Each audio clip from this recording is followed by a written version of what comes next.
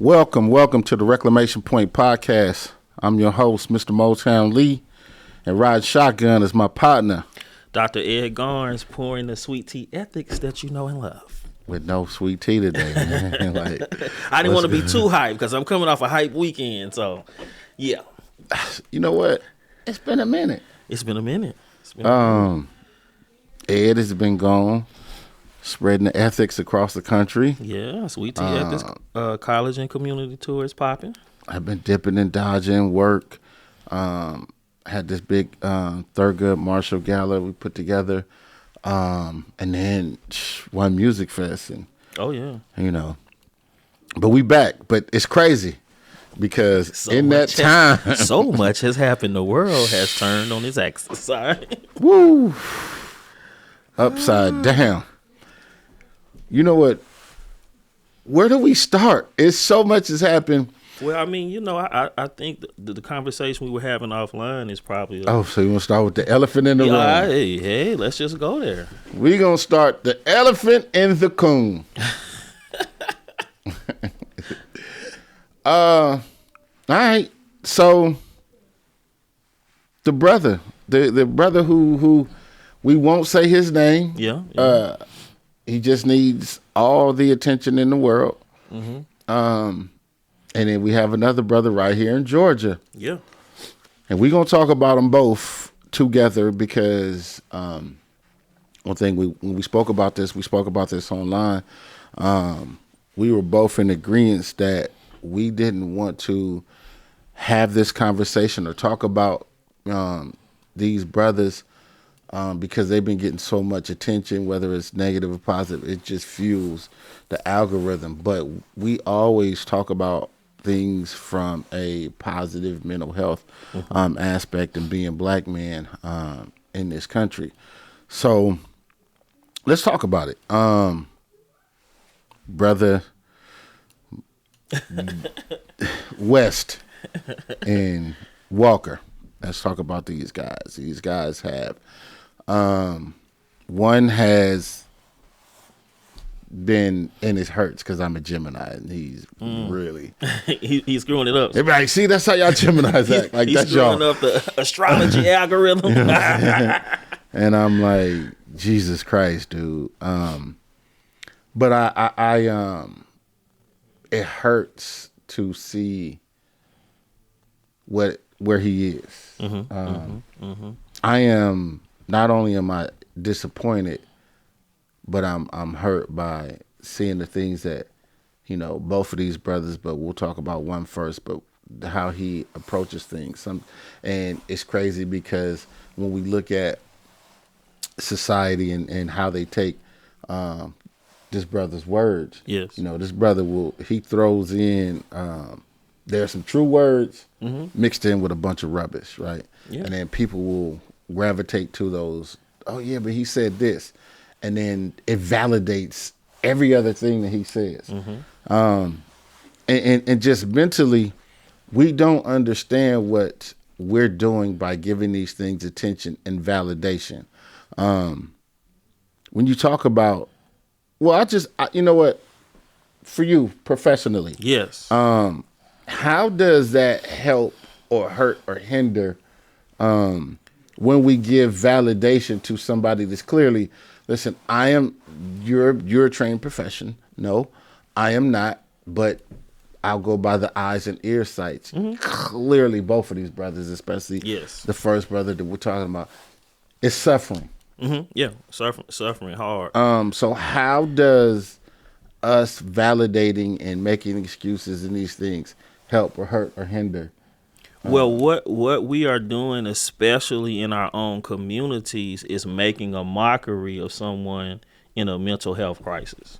It's clear to me that he's in a mental health crisis, right?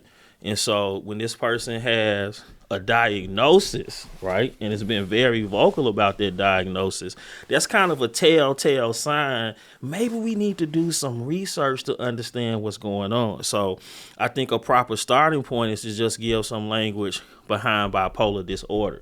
It's not split personality like people think, like you mad one day, sad the next. That's not bipolar disorder. Bipolar disorder, a person has depressive symptoms and then they have these manic episodes, right? And manic episodes are constituted by things like irrational thoughts and behavior, irritability, excessive energy. So when you see a person that's consistently inconsistent, and also grandiosity, like thinking that you are everything, the God's gift to the world, do these symptoms sound like the person we talking about, right? And then irrational behavior, irrational thoughts that do not make sense, delusional, so to speak, right? So if you understand something about that diagnosis, everything about those symptoms that I gave you is playing out in real time. Right. And like I said in our discussions offline, when you're having the worst day ever, which is a mental health crisis, that's probably your worst day ever, the last thing you need is a microphone and a video camera in your face. So for the sake of sensationalism and clickbait, we have lost the fact this person is in a mental health crisis. In a manic episode that I talked about before, irrational behavior, delusions, excessive energy, probably not sleeping well. Manic episode can last for a couple of days or up to a week. So I see someone empathetically in a mental health crisis, and we need to be offering help, not a microphone. And then also the problem that I have that recently happened, when a person is in mental health crisis, the last thing you give a person is drugs, right? So alcohol, we think that alcohol is a stimulant, like it makes us feel good, right? But alcohol has a false sense. Like alcohol activates dopamine, which is like the pleasure, the Janet Jackson side of us. Like, do it, have fun, Ed, have another drink, Ed. But what we don't realize, alcohol is actually a depressant, meaning that our brain functioning is slowing down. So the last thing you want to give a person in a mental health crisis is drugs. And so that lets me know that we are making a mockery for the sake of entertainment instead of understanding what kind of help this person needs. Yo, listen. I know that was a lie. No. I am glad that you brought that up. Okay. Because it's plain sight. But we didn't see it. When you have somebody that is going through what the brother is going through, and you hand him a microphone, you hand him validation, and you hand him drugs. Yes. Right? The drug being alcohol. That is a deadly combination, right? And people feeding it, and it's crazy because we're feeding into this because we're like, we know this brother gonna give us a soundbite. Yes. We don't put the microphone in front of him because we know that this brother's gonna give us some sound bites, and it's gonna get us a bunch of clicks, it's gonna get us a bunch of views, whether it's negative or positive. But if you say you love that brother, yes, if you say you love that brother, would you really do this? Would you really parade this brother in front of all these audiences? Because that's not love. You know what I mean?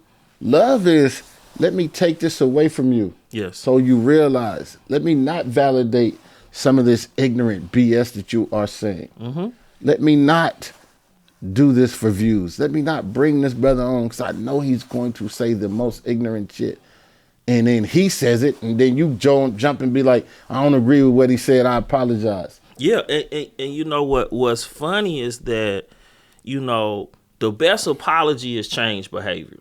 So when I look at an apology, I look at if the behavior changes. People in the media apologize all the time, and next week they are back to the same thing. But like you said, we like on Reclamation Point, we critique and love.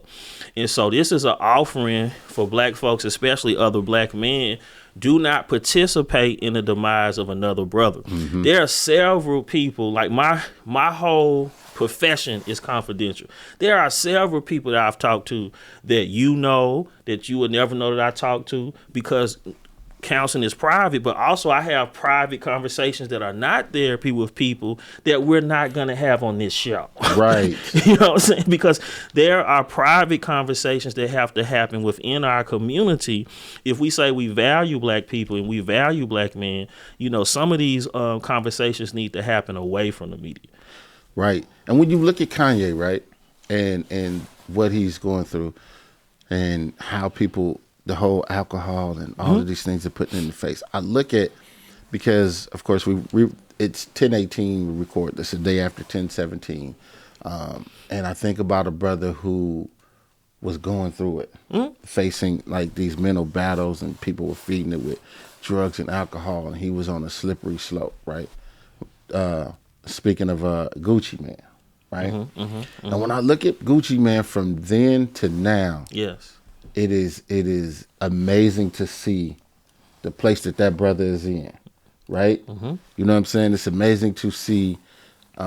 Some people may not like the places he is because he's not giving you these sound bites and all of these things, but for him, that's an amazing place to be in. Yeah. For me to see that brother, like, okay, happy, being positive, he's living his life, and he's not doing these things to jeopardize his well-being, to jeopardize his life. This is what we should want for all of the brothers. Yeah, and that's Gucci Mane is a great example, because here's someone, I don't know if he's gone to traditional therapy, but definitely had therapeutic conversations and focused on self-development. And what we're seeing in Gucci Mane is Gucci Mane reaching the highest point, the highest self-actualization is what he has achieved through self-development and therapeutic conversations. And so, yes, we need to be promoting that. But also, when we continue to feed the beast, we are going against community values of protection and safe spaces for black men to talk. And one of the reasons why people are scared of mental health is because it's often exploited. Right. How many times has someone had a obvious mental illness and you look at social media and they use the word crazy? I don't like to use that word in my profession, crazy. It's funny to people, right? So it's like we're making a mockery of brothers who obviously need to be helped. And everyone that is not having a conversation with this person and offering assistance and help is enabling the situation. And we got to call folks out. And we in also, love. Right. And we have to, we got to be honest. We got to stop masking things up like as love.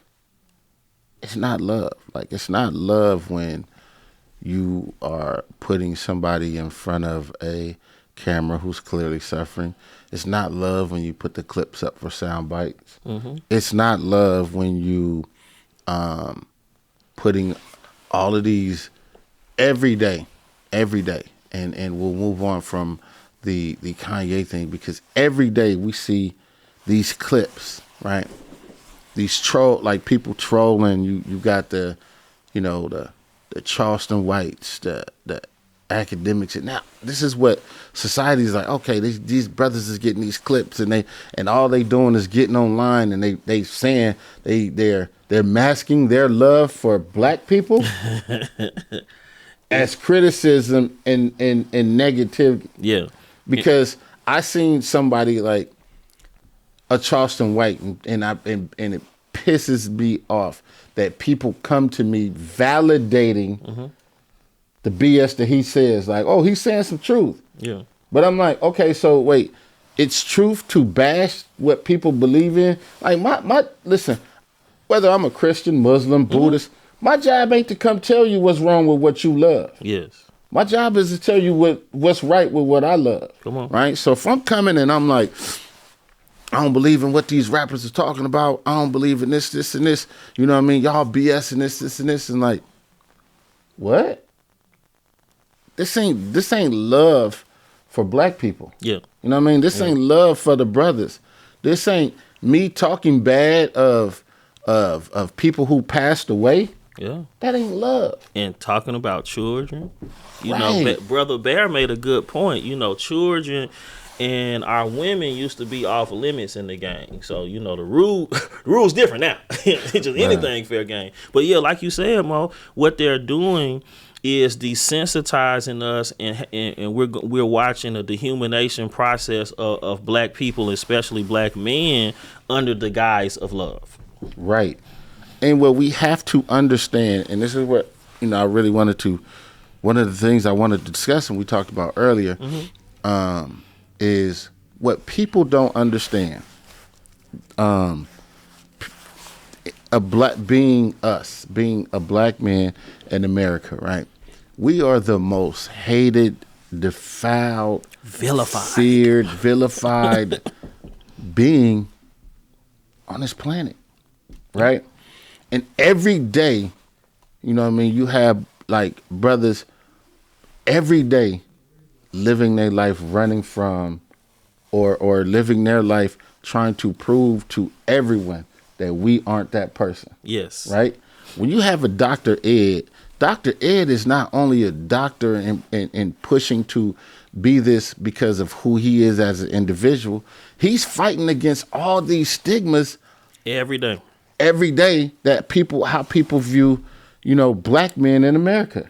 Right? I have a perfect. I didn't mean to interrupt. No, go ahead. I have a perfect example. The first day, I'm not a person that believes like education shields me from things, because some people think you get to a certain class, certain level of education, it shields you. My first day of my doctoral program, they handed me a trash can when I was looking for my office. Right.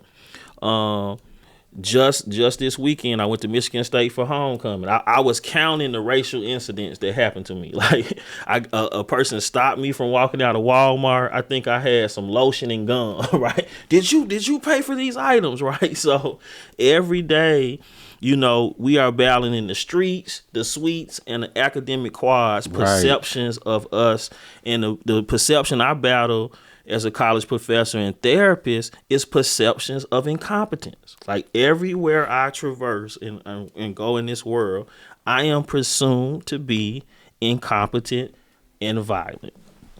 Everywhere. And what we don't understand and what we have to get to an understanding is, what does that say or do mentally to us? From birth, you have been, when people see young black boys, if you grew up in an inner city, let's say a young black boy, for me growing up in the inner cities in Southern California, people automatically look at me like, oh, gangbanger, this, that, and the other. And if he don't gangbang, he must play sports or something, or he's a potential gangbanger. He doesn't have a father around. His mother's single. She may be on, like, all of these things, right? So, and even when you talk about society, right? When we talk about police brutality, I am a person who I don't think all police are racist and any of that, right? But I do know that their whole thing is, I want to get home, right? And you're like, well, why is it that black men are more prone to die by the hands of police than other people? Because they see you and they fear you. Yeah. They fear us. Yeah. And they fear what they feel like they know, right? When we see the how we look at other brothers, has the negative connotation, because when we see, let's say we see a young white dude, that fear or whatever don't start pumping. You look at him like, there's nothing he can do to me to hurt me. Yeah. But then when we see each other, right, we look like, what he trying to do? He might got that fire on. Right. You know what I'm saying? But what you talking about, is bias, We call it implicit bias in the psych world, where we sometimes are not even conscious. The bias just comes out in us. You know what I'm saying? It just comes out. And that's why mentally that we deal with that. And that's why I think it's so important. Like, we have to. First of all, the brothers have to, because it directly affects us, right? And when it comes to layers, and I will, for other societies, other races to see us something, I'm going to be, it's a self-analyzation, right? So we gonna look at us, right? So first of all, brothers, we have to, like, let's socially, we have to stop this bash. Niggas ain't all of this. We had to stop this. Yes. You know what I mean? So, and we have to stop the promotion of this. Yes. Right? For the sisters, like, I have dear friends. These are my sisters. I love them to death.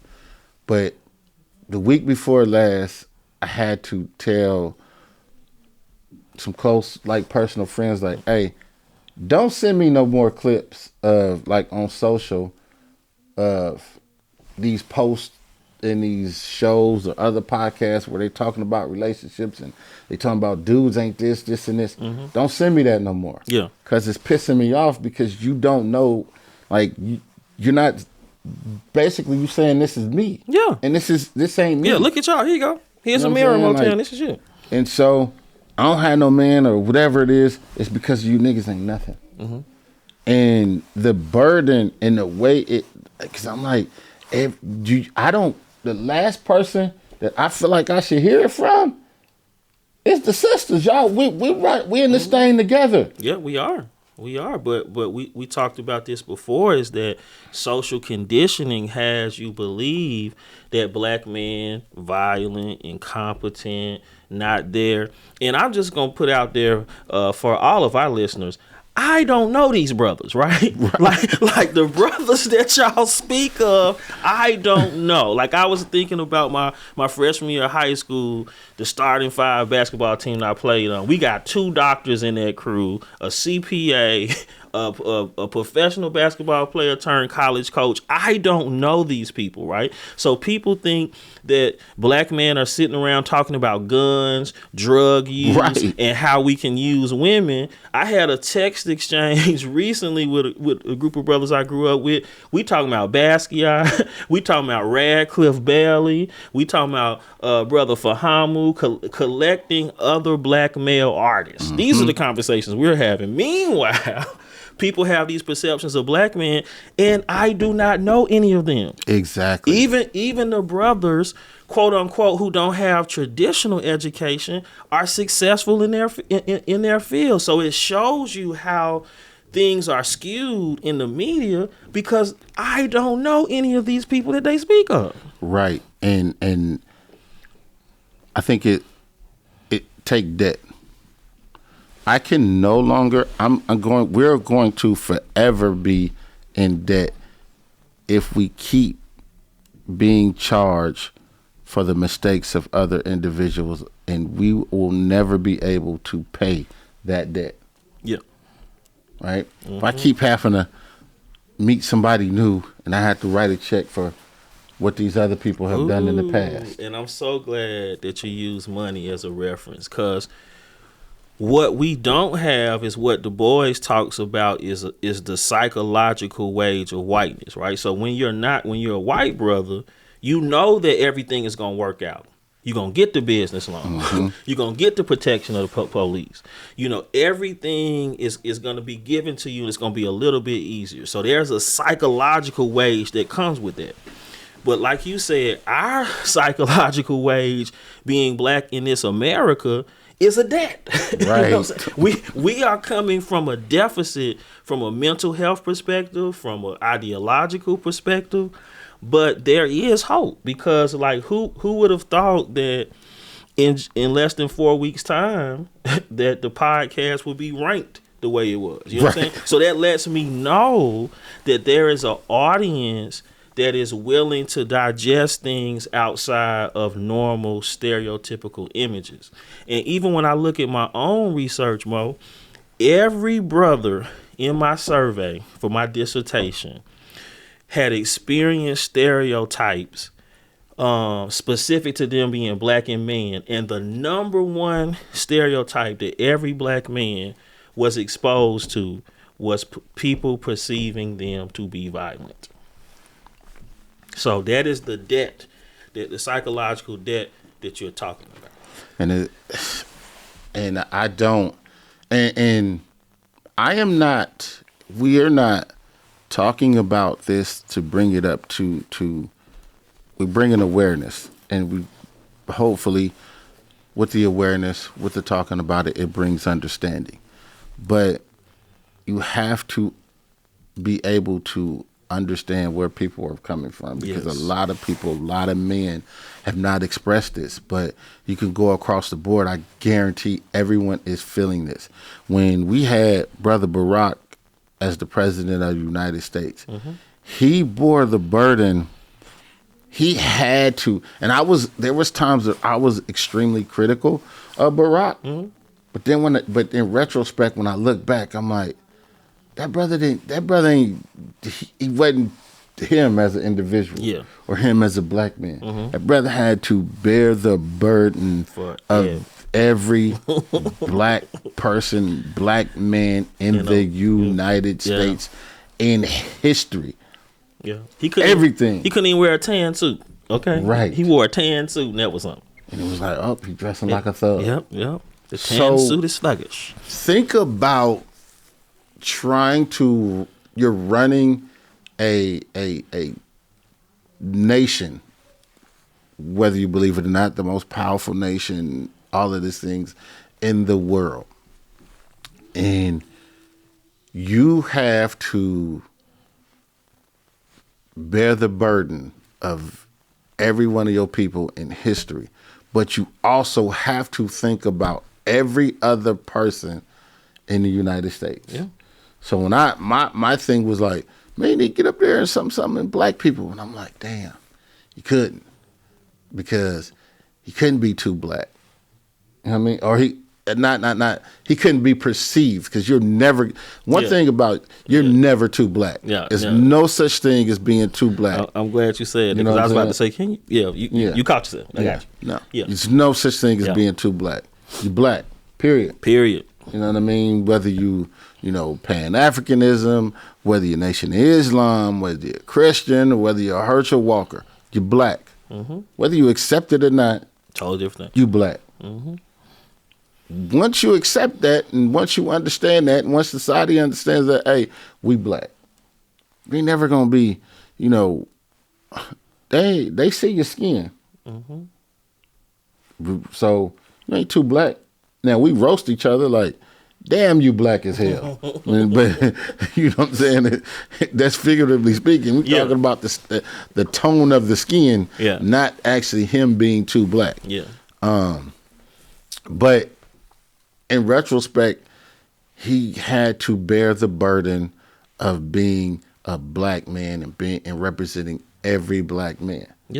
Right?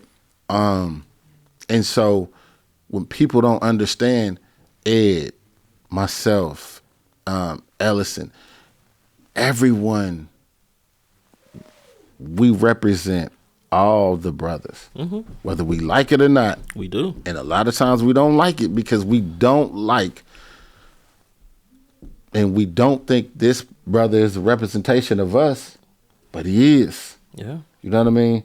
And so out of love, sometimes we have to pull the brother's coattail and be like, hey, brother, this ain't cool. This ain't right. This is our responsibility, because when they see me, they see Kanye, they see Charleston and Herschel. And I'm like, we have to get to the point where we got to stop this. We have to stop promoting it. And they're almost like caricatures of stereotypes, because like I said, I don't know anybody like that. Exactly. I've never met in my history, 45 years on this earth, I've never met people like that. And please understand that in every conversation, in every person, no matter what they say, you can alter it and take it as like it's right. So Kanye makes these 100 different points and they all BS, and somebody can take these points and say it's true, right? It's true to somebody. When people take these, and I use Charleston because it literally, this Just was happened. a new conversation. Somebody came to me like, he's talking some good points. I'm like, No. First of all, anybody that brags about raping women and all of this crap, there's nothing he can say that's gonna make me be like, nah, it's true. Like nothing, I can't validate nothing you say after that. Yeah. And it's appalling, and it's crazy that there's women that actually be like, Charleston White speaking the truth. And I'm like, you do realize he was just talking about him raping women Yeah. and beating them. Yeah. I'm not cool with that. And I can't never be cool with that. Listen, I am the person. Ed is an amazing father. So don't. Oh, I appreciate that. That's the best compliment you can give a brother. But if Ed, we hanging out doing all these things, and Ed never talks about his son, and I see Ed's son, and Ed's son is like, I ain't seen my dad, or Ed's son is lacking his presence as a father, Ed is no longer my friend. You gonna check me? I'm gonna check you, but if he continues this behavior, I'm not dealing with you. I agree. And I'm the type of person that will step in because I step in and make sure Ellison will be okay. Yeah. But I'm not finna deal with you. You out here hanging with me and you buying shoes and all these things, man. And I just saw your son and he over there suffering from the lack of a presence. Yeah. I have to call you out about it. Yeah, what you're speaking to is a community ethic and value system that we've always had as black people. But if we allow our diet to be the media, we're not getting our souls fed, right? Right. And so I just, on my Sweet Tea Ethics tour, I just said the most underutilized place. And people was thinking it was going to be the Magic Kingdom that I was going to say is the most underused place on the campus. They thought it was the sports facility. The library. The library is the most underutilized place because in order to see yourself reflected in a positive light, you got to go to art, you got to go to authors, you got to go to black psychologists to see yourself reflected in a positive light. Because one of the things that we have yet to accept, a deep mental illness that we have, is thinking that we can get validation for our oppressor for our own humanity. You know what? And there's a tool. There's this thing, and this is off top. Go ahead. This plays little. It's a game. It's just I'm just making it up as we go, because we talked about the negative, and we talk about, and it's something that you brought up earlier about. Let's talk about some brothers who needs the attention. Yeah. You know what I'm saying? You want me to drop some, or you got some? So let's do this. I think I don't know how many we'll do. Okay. Right? Okay. Let's just do. We're gonna go back and forth. We can. All right, go ahead. So I guess we'll go 10. Right. All right, let's go. Let's go 10. All right. But out of that 10, it's 5 that we personally know and have a relationship with, and then the other 5 that just people in society and our history that we think positive brothers or brothers that before we know what we see that deserve the attention, right? And it has to be something specific about them, though. We have to. Okay, it can't just be like, I'm thinking of my 5. You know what I'm I'm ready. It can't I'm just ready. be. I like this it can't game. just be. It's Michael Jackson. Yeah, and it's just positive because it's gonna be people we know. All right. I'll let you go first since you my big brother. No. Okay. Yeah, go ahead. I like this game. Dick Gregory. All right. And I use Dick Gregory because I seen Dick Gregory go from being a successful comedian and have the money and accolades, but fought so valiant and pushed for his people. Even in his latter years when Dick was battling dementia, Dick still stayed out there and still stayed positive and still pushed for the betterment of the people. I learned so much. I learned to think past what I saw watching Dick Gregory. All right. He influenced me too. Because a lot of times, you said I'm one, what did you say? Moetown said, Dick Gregory. Moetown said I'm one Dick Gregory quote away from Malcolm X. Yeah. All right. So my first person is Reverend Dr. Gregory Ellison. We talked about him before. He is the author of Cut Dead, But Still Alive. He is a tenure track professor at Emory's Theological Seminary, and his work is centered not only on mental health strategies and mentorship around black men, but he has a organization called Fearless Dialogues, where he gets people to just, if you could just change the 6 feet around you, right? That's his concept of Fearless Dialogues. Then we can make change happen. I don't think he gets enough press because anyone that's ever been exposed to his book, Cut Dead But Still Alive, it's like a classic for them. I start my dissertation with one of his quotes. All right. So Reverend Dr. Gregory Ellison, Fearless Dialogues, professor at Emory University. All right. My second.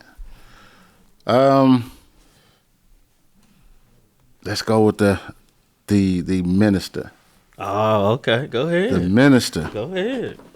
The good brother, the honorable Minister Louis Farrakhan. Okay. And I choose Louis Farrakhan because as a kid growing up in a gang-riddled environment, and I seen everybody sell religion, and I actually witnessed the transformation of a lot of people. A lot of cats in the hood changed their lives based on the teachings of the FOI, the Nation teaching. And I saw that change.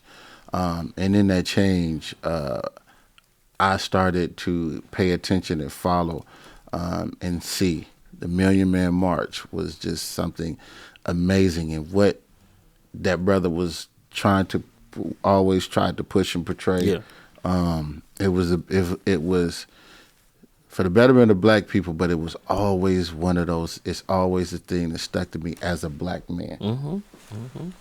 Very specifically addressing our concerns.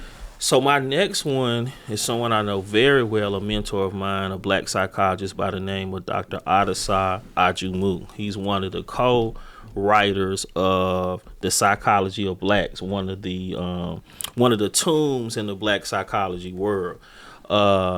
Dr. Adesai will write a Facebook post that will get you liberation in 30 seconds reading it, right? And even though he is a noted author, I would love that his name rang out of our mouth like some of these other ones, right? Because what he has done for the discipline of psychology and mentorship of other younger brothers in the discipline of psychology like me, he has a whole tree of mentors, and our mentor was similar because he might be one of my people, so I say that. But Dr. Adesai Ajumu. Another one for the most known. This is one of the people that it is known, but I also know him personally, and I'm gonna say, brother Earl E. Fody Stevens. All right, break it down. And I say 40 because 40 has been, it's about family, positive black businesses, and he's not afraid. He was never afraid of trial and error. And when you look at, the businesses and longevity in music and business, still married to the same woman. You know what I mean? And when you look at the education of his words, whether you think he rapping too fast, he said you listening too slow. Listen to what he's saying. A lot of stuff before they be saying, man, don't you go out there and buy you an $85,000 car before you buy a house. You hear me? I hear you. That's a bad investment. You know what I'm saying? And so just watching 40 over the years, sustain a level of success, still relating to a lot of different generations and still being that person, still being grounded, I gotta say 40. Man, you got some good ones. I'm gonna go here. Brother Carlton Mackey, who is the founder of Black Men Smile. When I saw this brother come out with this concept, I was like, it's so simple, it's revolutionary. Black Men Smile? Just saying that is a revolution. Like, I'm smiling talking about it, right? So that particular concept, you know, his hoodies, you know, the concepts just around Black Man Smile and the things that he's done to make an emotional expression that they say we do not have. You know, he made that cool again. Carlton Mackey, man. What he did was so psychologically progressive. I think we underappreciate what he has contributed to the world. Black Man Smile, Carlton Mackey. All right, You got two more. I got a curveball. I got a curveball. What's up? Curveball is a woman. We didn't say who. Oh, I thought we just said black man. We said black man, but hey, sisters can get it. My curveball is a woman. Don't throw a curveball. Dr. Congresswoman Maxine Waters. All right. Maxine Waters gave me hope in politics. I have seen Maxine Waters from the time I was a little boy to now fight and push for the people. Gotcha.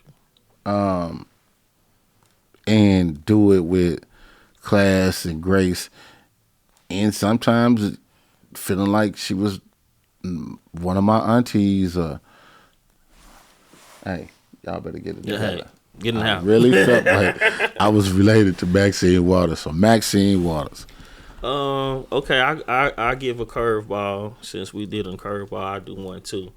My sister, Dr. Krista Porter, who is now dean. I believe she's a dean now. But Krista Porter's research is all about the psychology and difficulty of black women traversing professional and academic spaces, and why that is important. In order for us to build healthy relationships, we have to understand what sisters are going through. And so her work does that from a feminist perspective and also a womanist perspective, because the womanist theory is more progressively black than feminism. So I would shout out Dr. Krista Porter at Kent State for the work that she's doing around giving voice to the struggle of black women and educating me. All right. So you got one more? One more that I don't.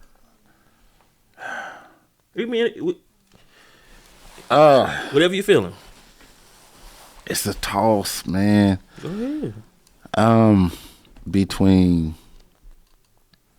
Cube, Ice Cube, and I don't know why I just drew a blank. The brother that wrote Jason. What's my brother's name, man? He's an author. He wrote the book and does martial arts, and he talks about black men and mental health. Oh yeah. I don't know why I just drew a blank. Oh God. Go with Cube then. All right. So Cube just always, being like he's my favorite rapper, Cube. Always, I mean, if you look at Cube is took the LA life, reported about it and made it. It was never negative. It was never like kill. It was always like reporting. And then Cube also opened my eyes to the knowledge. When America's Most Wanted came out, just listening to that album, and he was reporting about what's going on in the community, but from a place of like knowledge, Black like black men, this. And then when he dropped that death certificate, oh dog, that changed my whole life. I wouldn't be like, for reals, I wouldn't be the person I am today if it wasn't for Ice Cube. And it's funny because Bear always, he laughs. Because he was like, yo, ran into Cube, you got super starstruck. You know what I'm saying? And I ran into Cube so many times. You fanned but out. This particular time, I was like, and I think that, just as we start to get older and we start losing people like that, we start losing the artist, that shaped our lives and childhood and things like that, then you find a new appreciation for. Because I was always that person, like, I'm in the industry, I shake your hand and keep it moving. I'm not taking pictures with people and I'll see them again. But we don't know. Tomorrow ain't promised. So now I found this like newfound appreciation. So then when I actually seen Cube and Bear was there, I kind of fanned out. I'll be honest. Well, it's never a bad thing to show black men love. Right. So you fanning out is probably saved this day. I mean, I saved this brother for last on purpose. Actually, his book is out today. And so I want to save my last brother, Brother Stick, from the group Dead Praise. Okay. All right. And I'm gonna tell you why this brother is so important in my life. He coached me into taking my physical and mental health more seriously. Even as a counseling professional, sometimes we lack on the self-care. I had my first almond milk experience with him. I had my first real vegetarian meal with Brother Stick. But Brother Stick of Dead Prayers has a book coming out called The 5 Principles. It comes out today. I think you can get it on all major platforms. The subtitle is A Revolutionary Path to Health, Inner Wealth, and Knowledge of Self. And I saved him for last too because it was 2 critical voices that helped me when I was coming out of my near-death experience in the hospital. It was you and Stick. And I told Stick, man, I need some help. I am struggling mentally. I don't know what to do. I had lost my mind through that experience. And that conversation that he had with me was so loving and so caring and so patient that it changed my healing process moving forward. So I got to give that brother Stick a Dead Prayer some love. Check him out. 5 Principles. And to go back, I'm sorry. Go ahead. The brother name was Jason Wilson. Jason Wilson. Okay, yeah. Jason Wilson. All right, Jason good. Wilson.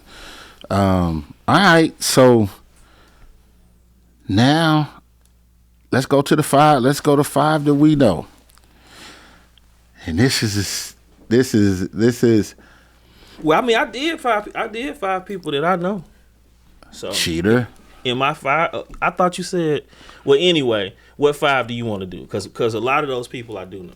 Okay, so I'll just run down my 5 that I think that need more press and more attention as just positive black men. Number 1 is one of my best friends in the world. I think he's probably he is one of the most amazing people you'll ever meet. Like, he has an amazing heart. He's so dope at what he does as far as work. And that's my partner, Garrett Williams. Garrett Poole Jenkins Williams. Okay. That's number 1. I think that Garrett never met a stranger. Garrett will give his first and last dollar. Yeah. That's important. To anybody he loves, and so Garrett, another one, number 2. I gave it up to my boy. I get to give it up to my partner and my brother Jay Carter, for having this idea that has morphed into this corporation and that employs over 1,500 people, and this brand has been a positive brand and representing our people and representing the culture. Being in. So I gotta say, that Jay Carter being and it's a double because I gotta say Jay, and then I also gotta say Jay's pops. Yeah, right? I know. Jay's pops, Mr. Carter, is important for me on many different facets. It's actually turned me around and gave me hope as far as like relationships and things of that. So I'll say like the whole, the Carter clan. Okay. Number 3, I hate to say it because he's near. Bear. All right. Courtney Bear Seals. All right. And first of all, I give it up to him because Bear knows everyone. And the thing that's universal about Bear knowing everyone and everyone knowing Bear is the level of respect that everyone has for that brother. Love. They love. You know what I'm saying? They might not articulate it and say love. They love Bear. And through all his jerk a-holeness when it comes to people close to him, Bear is really a good brother. He's going to support the people he loves. He will support you. He will back it up. Listen, if you ever have a problem, he's the first one you want to call. He gonna be there. Okay. He's a good father. He's his family is amazing. So Courtney Bear Seals, I think Bear deserves some love and attention. Number four, my little brother, my baby brother Ike, and I say him because we grew up and we went through so much adversity, and I was older, so I was, able to maneuver around it, but he grew up in it. And to see like the young man and the father that he is today, it just truly, and he looks at me like I'm his father figure, but I look at him like, dog, like I look up to him in so many ways, but also because I did raise him, and it gives me hope to like, all right, you ain't all bad, like you ain't all just a just a jerk. And it's crazy because I'm clearly gonna go beyond 5 because I just can't stick it to 5. Go ahead. I gotta say, this brother sitting right here. Really? Okay. Oh yeah, gotta say you, dog. Right, go ahead, and I say you because, first of all, like I'm getting teary eyed, y'all. This is first of all, like as far as like I admire your blackness, and the education and everything is rooted in blackness and positive blackness. I seen the adversity. I've seen so many times where you, like the average person, would have gave up and not continued like on this path and this fight. A lot of people would have been like, all right, so society is trying to pull me here. Yeah. Because I feel like you could have been beyond like this huge therapist if you would have took the societal approach, but you always kept it.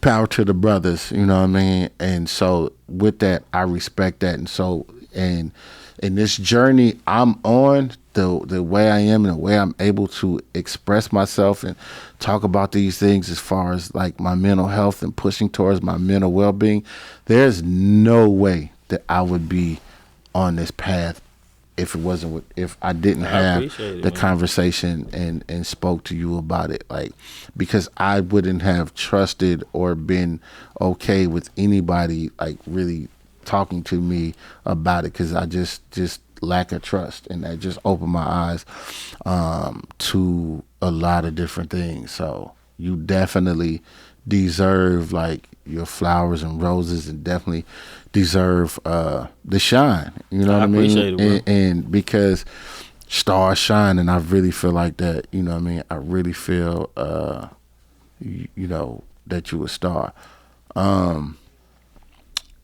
And just a couple other people, and just because I don't want to take up, I want you to get to yours. I'll again the personal again. I'll flip the script. Our sister, and we know and love that she is so. Let me tell you something, Dad. She's so dope. I don't think people realize how dope she is. She's extremely smart. I'm thinking several people. I don't know. No, you know who it is. All right, watch this. Okay, all right. She's extremely smart. She is just on the business. one music fest wouldn't be one music fest without this person. Okay. Like make no mistake that, you know what I mean, Jay is the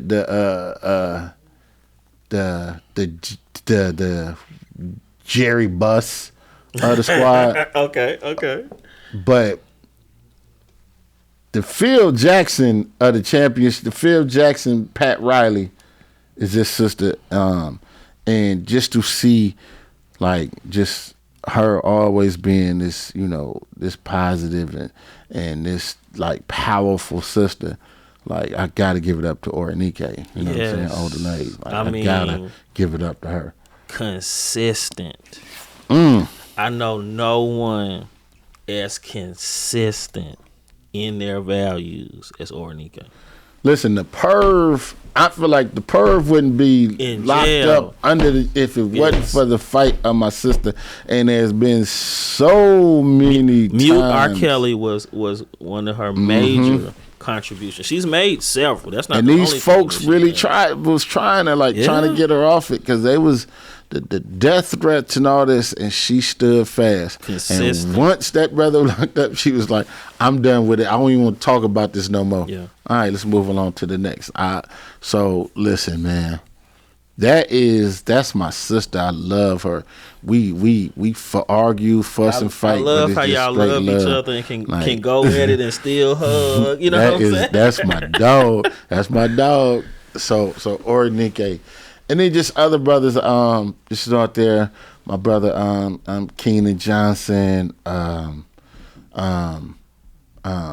Cac, just, you know, my Brandon Peters. It's just so many brothers, so many that I can't even, you know, begin to put it out there. But, you know, for definitely, no. Now you made me emotional. I was trying to hold back tears. I'm here trying to keep it together. I'm talking about vulnerability. I'm scared to cry. You know what I'm saying? But I appreciate you, Mo. I definitely appreciate what you were saying about me being a star. So if Mo said it, you know that it's true. So I'm gonna go down my list. So we got brother Mashawn Simon. You may know him because he's cool with our brothers Jay Ray and DJ Sardania Q Point. So Mashawn Simon, who is going to soon be launching a project called the Joshua Project to deal with grief for black folks. So Mashawn Simon, got to show him some love. Got to show some love to Okiba Jabala of Okiba Jabala Fine Art Gallery, doing amazing things. Instead of fighting the system, he has created a gallery to put other black artists on. I serve as an art ambassador for his gallery. So Okiba Jabala Art Gallery. Let's see who else I gotta go with. I gotta go with my brother and mentor, Dr. Eric Bridges, another psychologist who was a great mentor to me. He's a college professor, definitely in the African tradition of our people, have taught me a lot about African healing practices. So Dr. Eric Bridges. I think I got two more. I will say my good brother Damian Wilson. Damian Wilson went to Morehouse. He went to Wharton for his master's. And he's in real estate development. So Damian Wilson doing good things and trying to carve a niche for us to have ownership of things. So Damian Wilson. I'll do a couple more since you went up for 5. Okay. I would say my brother Chris Williams doing wonderful things as an engineer with Georgia Power. So I would say Chris Williams, community development, coach, anything dealing with fundraising for the kids or the youth. Chris gonna send you an email. All right. So brother Chris Williams. I would say my brother Eleazar Bazart, my brother from Flint. He's the founder of Black Poets Society at Michigan State, always doing great community things. So Eleazar Bazart would be another one. I have so many. I would say Dr. Joe White. How could I forget the mentor that started me in the game? Dr. Joe White, considered the godfather of black psychology, helping to hone what we know as the discipline of black psychology. He should be in every intro to psych book in the world. I actually put him in a textbook that I designed. So Dr. Joe White, godfather of black psychology. I would say Dr. Woodard. a sociologist. He actually lives here in Atlanta. That was a prominent sociologist from the University of Evansville. Trying to think of an artist, man. I'll say outside of Okiba, man, Radcliffe Bailey, man. When I see Radcliffe Bailey's work, I think of my grandparents. I think of the ancestors, and I think of not exhausting possibility. So I would say all the people that we named. You have no excuse on doing the same stories after this episode. Right. You have named over 20 black men, and then you did do a sister, right? Can I bring another sister? Okay. Aaron Haynes. Oh yeah. Aaron Eastside E. Haynes Eastside Aaron is the smartest, most progressive journalist I've ever come in contact with. So check out Sister Erin Haynes. You see her on TV. She's the wonderful sister, the wonderful sister with the glasses and dropping knowledge and always representing the A. So Erin Haynes, I'll close out with my sister Erin. All right, so that's the perfect way to close out this episode of the Reclamation Point podcast. We're going through all the negative, through all the positive. Through all the negatives, we're going to find ways to flip it and keep it positive. Yes, sir. And help, because our job is to help and uplift and push and help us mentally. So with that being said, I'm Moetown Lee. I am Dr. Ed Garnes. And this has been the Reclamation Point podcast. Make sure you like, comment, subscribe, share on all streaming platforms. And go to make sure you go to u42.com. Like our page. Until then, we out. Peace out.